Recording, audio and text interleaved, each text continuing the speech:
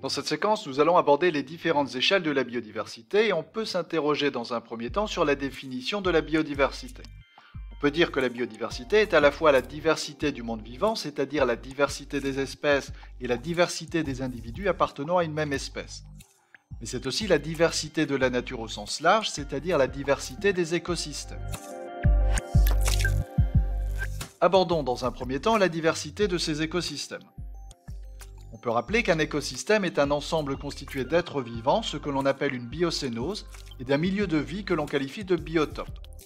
L'écosystème est marqué par l'interaction entre les êtres vivants entre eux et avec leur milieu. Il s'agit d'un ensemble dynamique.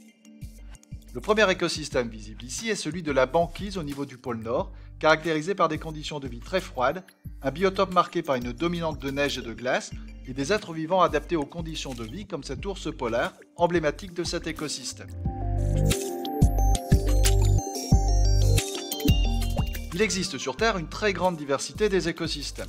Le désert, caractérisé par ses températures très élevées, son manque d'eau et son milieu de vie sableux inhospitalier, est un autre exemple d'écosystème très particulier.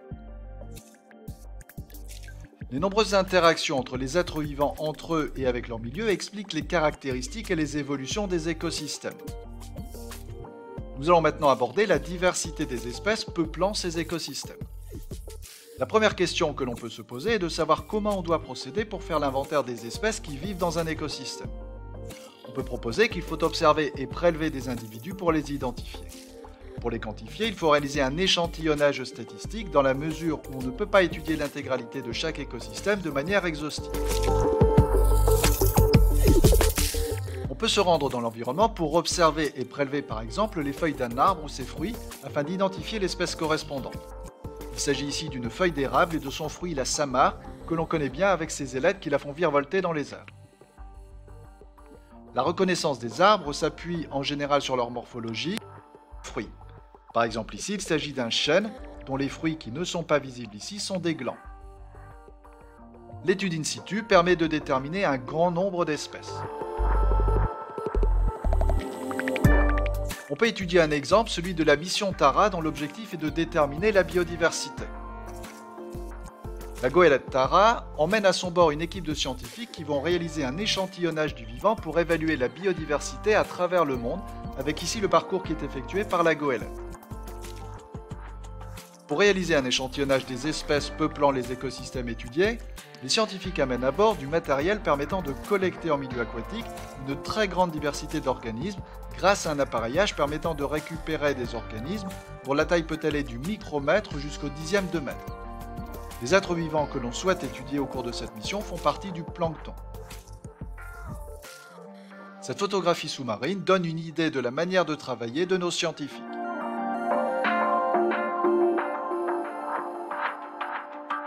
On peut aussi prendre connaissance de l'appareillage qui est emmené à bord comme le Zooscan et le Flowcan. Il s'agit d'un appareillage automatisé qui permet non seulement d'identifier automatiquement les organismes collectés, mais aussi de les quantifier afin d'estimer le nombre d'individus d'une population. Nous allons nous intéresser à une méthode moderne d'identification des espèces peuplant un milieu. Pour cela, on utilise ce que l'on appelle l'ADN environnemental. Il s'agit de fragments d'ADN appartenant à certaines espèces et qui sont présents dans l'environnement, par exemple ici dans l'océan. La technique consiste à prélever un échantillon d'eau de mer afin d'y extraire les fragments d'ADN environnemental qui y sont présents.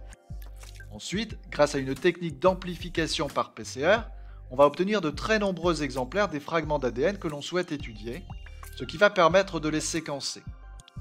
Les séquences d'ADN obtenues vont alors permettre de retrouver les organismes à qui elles appartiennent, en se référant à une banque de données dont nous disposons.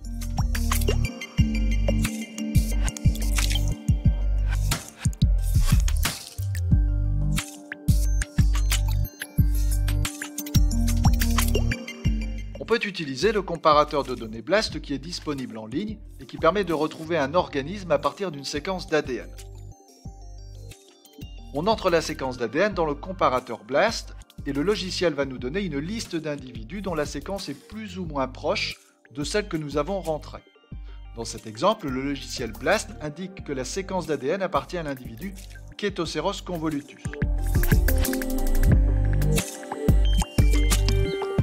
Le Le logiciel BLAST permet aussi d'obtenir la séquence partielle de l'ADN environnemental au sein de la séquence du gène considéré, ici le gène codant pour l'ARN ribosomal 18S.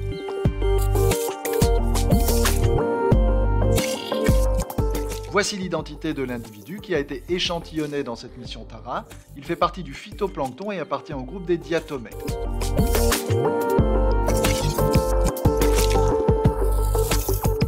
D'autres missions existent, comme ici autour de la Martinique, la mission Madi-Bentos pour évaluer la biodiversité du littoral.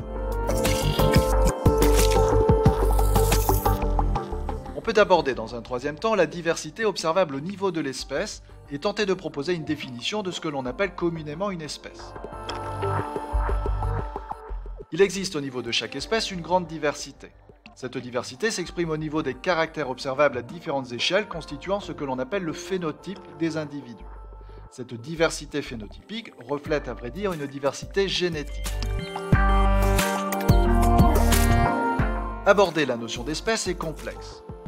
Sur cette photographie, on peut apercevoir une espèce que l'on connaît très bien, à savoir un lion et une lionne. On peut constater qu'il existe des différences phénotypiques entre le mâle et la femelle. Pour un couple de jaguars, les différences sont moins marquées, si ce n'est la corpulence plus importante du mâle.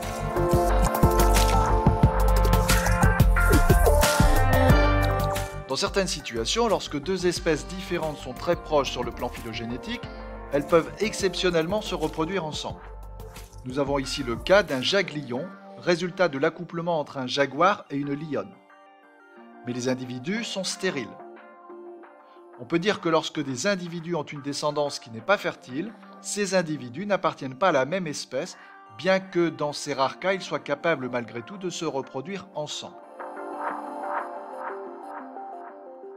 Prenons le cas maintenant des asticots. Il s'agit du stade larvaire dans le développement de la mouche. Bien que ces deux individus, asticots et mouche, ne se ressemblent pas, ils font pourtant partie de la même espèce. La mouche pond des œufs qui vont donner des asticots, qui vont se transformer en pupes à l'intérieur desquels va se faire la métamorphose de la mouche.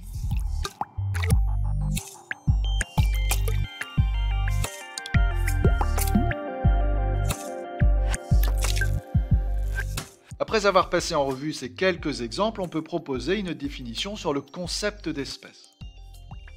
La question que l'on se pose est de savoir qu'est-ce qu'une espèce. On peut proposer que c'est un ensemble d'individus qui en général se ressemblent, sont proches génétiquement, interféconds et dont la descendance est fertile. On peut noter pour terminer qu'il y a de nombreux cas particuliers qui rendent la définition malgré tout difficile.